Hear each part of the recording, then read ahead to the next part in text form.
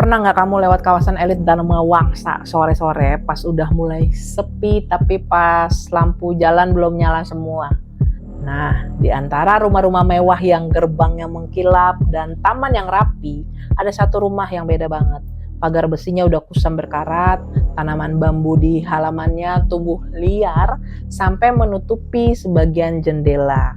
Dan udaranya rasanya mendadak dingin banget meskipun siang bolong. Tapi yang paling aneh, kalau kamu berdiri diam di depan gerbangnya, perlahan kamu bakal mencium bau kentang rebus yang sangat kuat.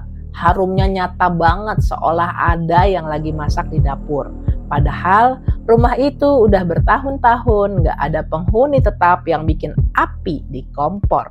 Banyak yang bilang cuma perasaan aja. Sampai tim Manai ketemu Pak Ujang, bukan nama yang sebenarnya, yang udah jadi satpam di kompleks sebelah selama 32 tahun. Dia bilang, bau itu bukan bayangan nak, itu panggilan. Kalau kamu penasaran dan nyaut, nanti kamu yang jadi bahan rebusan berikutnya.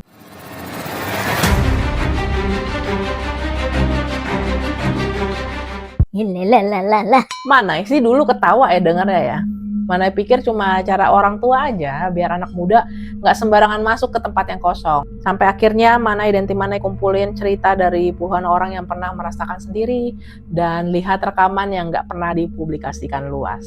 Sekarang Manai lewat situ aja nggak berani nengok lebih dari 2 detik dan pastiin Manai udah lewat sebelum matahari benar-benar tenggelam.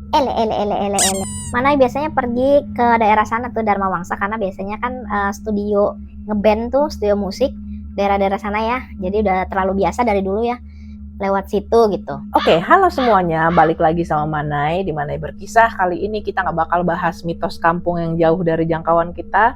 Kita bakal bahas salah satu urban legend paling legendaris dan paling sering dibicarain di Jakarta. Bahkan sampai diangkat jadi film layar lebar, Misteri Rumah Kentang. Cerita ini bukan cuma soal hantu yang bikin merinding, tapi soal kesedihan yang mendalam, kesalahan yang nggak sempat diperbaiki, dan jejak kenangan yang menempel kuat di satu tempat sampai puluhan tahun kemudian. Sebelum kita masuk lebih dalam, Manai mau jujur dulu ya. Versi yang beredar itu ada beberapa versi, tapi intinya sama persis. Manai udah pilih, ambil yang paling banyak disepakati warga asli sekitar ya, dan pastiin nggak bikin cerita yang nggak ada dasarnya. Biar kita menghargai juga tempat dan ceritanya, bukan cuma buat seru-seruan aja. Sedikit candaan dulu biar nggak terlalu tegang. Kemarin Manai ajak teman Manai yang penakut banget buat lewat situ sekilas aja. Pas baunya mulai tercium, dia langsung bilang, "Wah, bau kentang rebus enak nih. Mau mampir beli di mana ya?" Belum sempat Manai jawab, dia langsung tepuk jidatnya sendiri dan lari sambil teriak, "Ya ampun, kan di situ. Maaf ya Nek, anak ini salah ngomong." Sampai sekarang dia masih trauma kalau lihat kentang rebus di warung. Lagian iseng. Oke, candanya cukup. Sekarang kita mulai dari awal, dari masa ketika rumah itu masih terang benderang dan penuh tawa anak-anak. Yuk kita mundur ke tahun 1970-an. Kawasan Kebayoran Baru saat itu udah jadi kawasan elit, tapi belum sepadat dan semodern sekarang. Tanah di sekitar Jalan Brawijaya ini masih banyak yang punya halaman luas. Pohon-pohon besar masih rindang, dan udaranya masih jauh lebih sejuk. Rumah nomor 9 ini dibangun oleh sebuah keluarga yang cukup terpandang di Jakarta. Pasangan suami istri ini punya seorang anak perempuan tunggal yang masih kecil, umurnya sekitar 5 tahun. Namanya sering disebut sebagai si kecil atau si putri.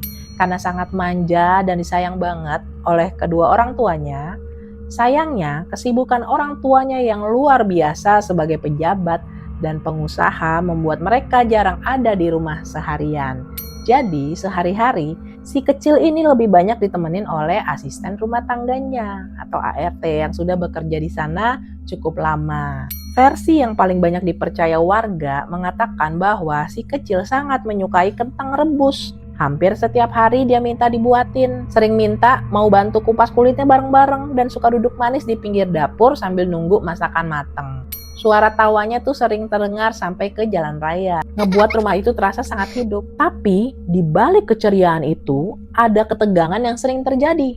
Konon, si ART kadang merasa kewalahan mengurus si kecil yang aktif dan sering bertingkah laku manja. Belum lagi kalau orang tuanya pulang dan marah-marah karena ada yang kurang rapi. beban yang dipikul si ART ini makin berat dong ya. Ada juga cerita yang menyebutkan bahwa si ART sebenarnya punya masalah pribadi yang membuat emosinya kadang nggak stabil dan sering ngeluapin kekesalannya diam-diam pada si kecil. Aduh. Warga sekitar sering melihat dari jauh. Kadang mereka melihat si kecil main di halaman sendirian. Kadang kelihatan sedih, duduk di teras sambil meluk boneka.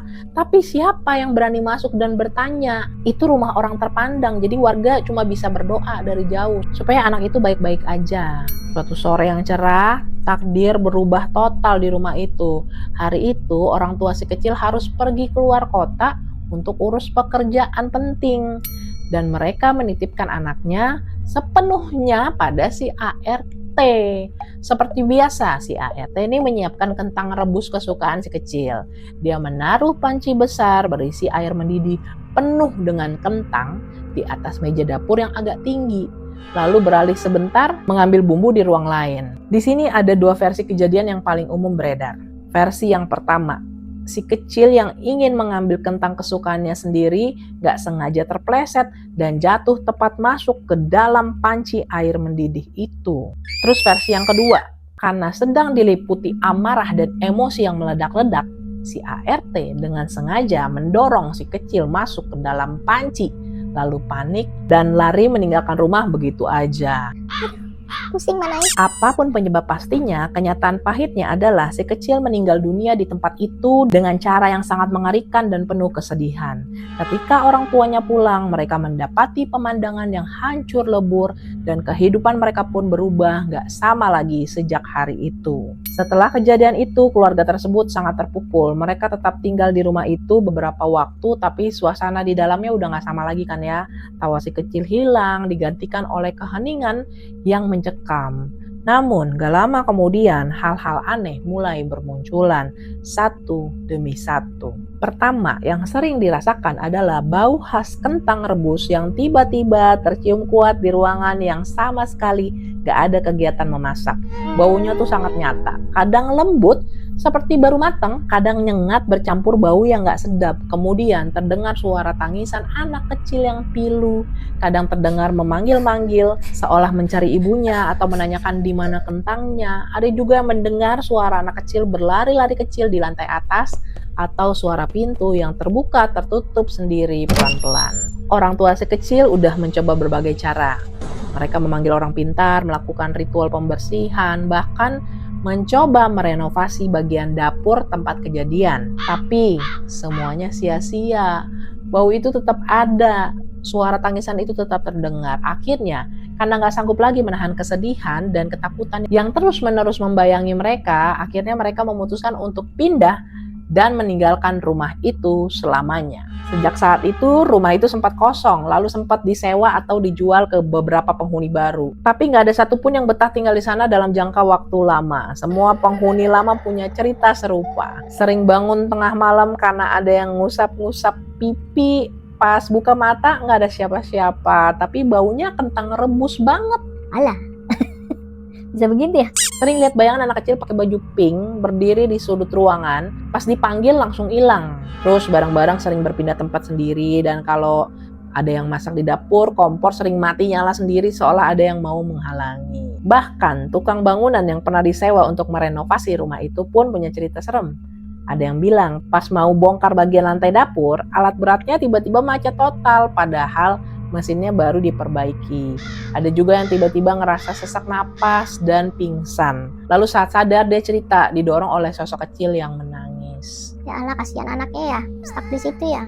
Ada lagi nih, tukang servis AC yang dipanggil ke rumah itu dulu. Pas dia lagi kerja, tiba-tiba ada suara kecil bilang, "Kak, tolong ambilkan kentang aku dong." Dia kira anak pemilik rumah. Ya dia jawab aja, "Iya sebentar ya dek." Baru sadar nih dia kalau rumah itu katanya nggak ada anak kecil. Dia langsung turun dari tangga, pamit dengan alasan alatnya rusak dan sampai sekarang nggak mau lagi terima pesanan ke daerah itu kalau sendirian. Abang, ketakutan si abang.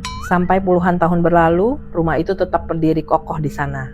Meski kondisinya makin menua ya, cat tembok putihnya yang dulu bersih kini sudah mengelupas di sana-sini. Tertutup lumut dan jejak waktu. Pagar besinya yang tinggi yang melindunginya itu udah berkarat kemerahan. berderit pelan kalau tersentuh angin kencang. Di halaman dalam, rumpun bambu dan pohon-pohon liar tumbuh begitu rimbun sampai menutupi sebagian pandangan ke jendela-jendela yang gelap dan tertutup rapat. Kadang ada satpam yang ditugasin oleh pemilik untuk menjaga supaya tidak ada orang yang sembarangan masuk. Tapi jujur aja, bahkan satpam itu pun biasanya nggak berani berdiri terlalu lama di dekat pintu utama atau berlama-lama sendirian di pos yang tepat menghadap rumah itu. Bukan karena mereka penakut, tapi karena mereka udah merasakan sendiri hal-hal yang nggak bisa dijelasin dengan akal sehat. Tim Manai sudah berkeliling ngobrol santai sama mereka, lebih dari 15 orang yang tinggal atau bekerja di radius 500 meter dari rumah ini, dari yang udah tinggal di sana sejak tahun 80-an sampai yang baru pindah beberapa tahun lalu. Hampir semuanya punya cerita sendiri dan semuanya sepakat pada satu hal. Tempat itu punya suasana yang beda banget dan baunya itu nyata banget. Yuk kita dengar cerita mereka satu persatu ya. Yang pasti namanya udah Manai samarin semua. Pak Ujang, satpam kompleks sebelah, 32 tahun berjaga di sana. Dia bilang, "Dek, aku ini orang yang gak gampang percaya hal mistis. Dulu muda-muda aku tuh pernah jaga kuburan juga. Jadi udah biasalah sama tempat sepi. Tapi rumah kentang ini beda. Setiap sore menjelang maghrib, angin di situ tiba-tiba jadi dingin banget sampai bulu kuduk berdiri sendiri. Sering banget aku lihat jendela kamar lantai 2 itu kayak ada bayangan kecil yang ngintip-ngintip dari balik tirai lusuh. Pas aku kedipin mata dan lihat lagi, hilang. Kalau hujan deras dan petir nyamber, tangisannya paling jelas terdengar sampai ke pos satpam sini. Suaranya halus tapi pilu banget kayak anak yang kedinginan dan minta tolong. Dan bau kentang rebus itu paling kuat pas bulan purnama atau pas tanggal kematiannya katanya.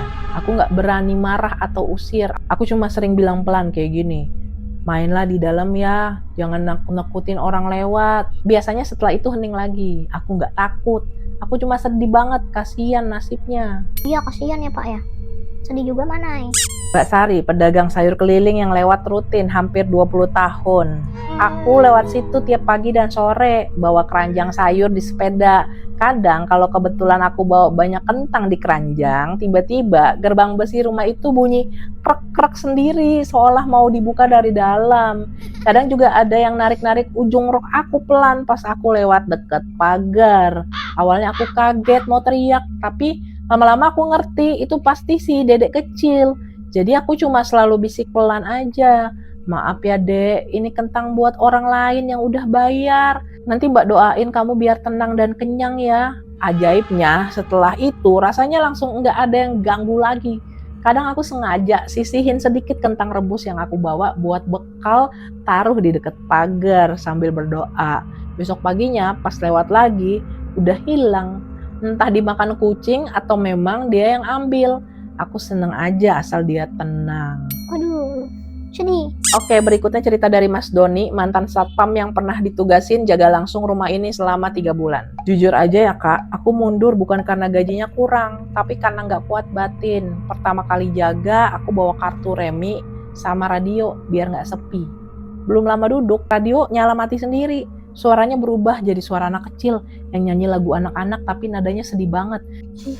Kok kayak di film-film tapi serem ya. Terus sering ada bola karet kecil yang menggelinding keluar dari pintu depan, padahal nggak ada anak yang main di situ. Pernah satu malam aku dikagetin sama ketukan pelan di kaca pos satpam. Pas aku lihat, ada wajah kecil pucat dengan mata basah kuyup menatap aku terus hilang seketika. Aku langsung sholat istiqoroh, besoknya minta pindah tugas. Tapi sebelum pergi, aku titip doa panjang buat dia, biar dia nggak kesepian lagi. Ele. Deg-degan juga. Berikutnya ada cerita dari Rian dan teman-temannya. Mereka ini adalah tim konten misteri, kayak Manai juga, cuma bedanya mereka datengin tempat. Dia bilang, kami sengaja datang jam 4 sore biar masih terang benderang, takut kalau malam. Pas berdiri diam di depan pagar sekitar 5 menit, anginnya berubah arah tiba-tiba. Dan baunya kentang rebus itu nyerang banget sampai bikin perut terasa kembung. Padahal kami nggak lapar. Kami rekamlah pakai kamera profesional dan rekam suara terpisah. Pas kami cek rekaman di rumah malam harinya, di bagian yang kami rekam pas lagi sunyi-sunyinya, ternyata ada suara bisikan kecil yang jelas banget. Ngomongnya gini, Kak, ambilkan kentang aku. padahal pas di sana kami sama sekali nggak dengar suara itu. Ada juga di video, sepersekian detik terlihat bayangan putih kecil melintas cepat di balik pagar bambu. Sejak itu kami sepakat nggak akan pernah lagi ganggu tempat ini cuma buat cari sensasi penonton. Ya udah, nggak usah kayak gitu-gitu ya. Kasihan tahu arwah-arwah yang ada di situ. Bu Ani, tetangga rumah di seberang jalan. Dia bilang, dulu anak-anakku kecil sering main di depan rumah. Kalau sore aku selalu panggil masuk sebelum matahari terbenam. Aku pesan sama mereka, jangan pernah mendekat ke pagar rumah nomor 9 ya. Pernah suatu hari anakku yang bungsu pulang sambil senyum-senyum sendiri bilang, "Ibu, tadi aku main sama kakak perempuan pakai baju pink. Dia bagus dan kasih aku bunga." Aku langsung kaget dan sedih. Aku ajak dia wudhu dan doain bareng-bareng sampai sekarang. Anak itu nggak nakal, dia cuma rindu teman buat main. Ada juga cerita lucu nih, sekaligus bikin merinding dari Mas Joko, kurir paket yang sering lewat situ. Pernah suatu hari saya harus antar paket ke alamat di seberang rumah itu. Mungkin ke rumahnya Bu Ani kali ya. Pas lagi nunggu penerima keluar, motor saya tiba-tiba mati total. Kunci kontak udah saya putar nih berkali-kali nggak mau nyala. Terus saya dengar suara kecil ketawa pelan. Akhirnya saya ngomong, "Dek, Mas ini mau kerja cari uang buat makan. Tolong ya, jangan iseng-iseng. Nanti Mas telat." Detik itu juga motor saya nyala sendiri. Sejak itu, kalau lewat situ, saya selalu nyapa duluan. "Assalamualaikum dek, Mas lewat ya." Aman sentosa deh pokoknya. Nah, selain cerita-cerita yang tadi, ada fakta-fakta nyata yang bisa kamu cek sendiri kalau lewat sana. Fakta lokasi, alamatnya memang benar-benar ada di Jalan Brawijaya IC nomor 9 atau sering juga disebut Jalan Dharma Wangsa nomor 9. Masuk wilayah Kelurahan Prapanca, Kecamatan Kebayoran Baru, Jakarta Selatan. Lokasinya strategis banget, nggak jauh dari Dharma Wangsa Square, mall dan perumahan elit lainnya. Fakta baunya nih, bukan cuma orang yang percaya mistis, bahkan orang yang sangat rasional dan skeptis pun sering mengaku mencium bau khas seperti kentang rebus atau kadang bau sayur yang direbus terlalu lama pas lewat di depan rumah itu. Padahal nggak ada dapur yang nyala di sekitar situ. Fakta populernya, kisah ini sudah sangat melegenda sampai dijadikan inspirasi utama film horor berjudul Rumah Kentang yang tayang tahun 2012 disutradarai oleh Joseph Purnomo. Meskipun alur cerita filmnya dikembangkan untuk kebutuhan hiburan, latar belakang dan inti misterinya diambil persis dari cerita yang beredar di warga sekitar. Kalau fakta statusnya, sampai saat ini rumah itu masih berdiri, namun nggak difungsikan lagi sebagai tempat tinggal aktif. Pihak keluarga pemilik asli memang masih ada, namun memilih untuk membiarkan rumah itu apa adanya dan hanya sesekali melakukan perawatan ringan dari luar aja. Karena mereka pun tahu betapa beratnya sejarah yang tersimpan di dalamnya. Kalau fakta adat, warga sekitar punya kesepakatan yang nggak tertulis. Jangan pernah melempar batu, memanjat pagar, atau berteriak-teriak mengganggu di depan rumah itu. Mereka menghormatinya sebagai tempat yang punya kenangan duka mendalam, bukan sekedar tempat hantu bersarang. Satu hal yang perlu kamu ingat ya, sampai hari ini belum ada laporan kepolisian resmi atau dokumen kematian yang dipublikasikan secara terbuka mengenai kejadian tragis tersebut. Kemungkinan besar karena kejadiannya sudah sangat lama dan nama keluarga pemilik rumah cukup terpandang, sehingga hal ini diselesaikan secara kekeluargaan dan dijaga kerahasiaannya. Tapi justru banyaknya cerita lisan yang disampaikan dari mulut ke mulut selama puluhan tahun ini, dan keseragaman inti ceritanya yang membuat misteri Rumah Kentang tetap hidup dan dipercaya banyak orang sampai sekarang. Bukan soal ada atau tidaknya hantu yang kita bahas, tapi soal rasa hormat kita pada sebuah tragedi masa lalu dan jiwa kecil yang mungkin masih belum tenang di sana. Banyak orang bilang Rumah Kentang ini cuma cerita seram buat hiburan semata, tapi kalau kita renungin baik-baik, di balik ketakutannya ada pesan yang sangat dalam dan menyentuh hati. Ini bukan cuma soal hantu yang menakutkan ya, ini soal jiwa kecil yang meninggal dalam kesedihan dan ketakutan yang belum merasa damai dan masih terikat pada hal yang paling dia sukain. Kentang rebus buatan orang yang dia sayangi. Dia bukan makhluk jahat yang ingin mencelakai orang. Dia cuma anak kecil yang bingung, sedih, dan masih menunggu diperhatikan. Jadi teman Manai, cerita ini juga ngingetin kita semua ya. Jangan pernah melampiaskan emosi atau kekesalan pada anak-anak yang gak berdaya, apalagi yang sedang dalam pengasuhan kita. Yang kedua, kesibukan mencari nafkah dan kesuksesan itu penting. Tapi jangan sampai kita ngelupain hal yang paling berharga, waktu. waktu dan kasih sayang untuk keluarga, terutama anak-anak kita. Dimanapun kita berada, hormati tempat itu, hargai ceritanya dan kenangan yang ada di dalam sana. Jangan datang hanya untuk mencari sensasi atau mengganggu, tapi datanglah dengan hati yang tulus dan sopan. Mungkin sampai sekarang si kecil masih menunggu di sana, menunggu dipeluk, nunggu ditenangin, nunggu seseorang bilang sama dia bahwa semuanya sudah baik-baik saja. Kalau nanti kamu lewat depan rumah itu, nggak perlu lari ketakutan ya. Cukup hembuskan napas pelan, ucapkan salam tulus dan doakan dia. Semoga kamu tenang ya nak, semoga kamu sudah bisa makan enak dan tidur nyenyak di tempat yang indah. Oke teman Manai, jangan lupa berbagi cerita ini biar kita semua ingat. Jadilah orang yang lembut, sayangi keluargamu selagi masih ada waktu, dan hargai setiap jiwa di muka bumi ini. Jangan lupa like, share, subscribe Manai Berkisah, dan nyalakan lonceng notifikasinya supaya kamu tidak ketinggalan cerita-cerita misteri lainnya yang gak kalah menyentuh hati dan menegangkan. Jaga diri baik-baik ya semuanya. Terima kasih sudah menonton. Manai pamit, undur diri. Bye bye.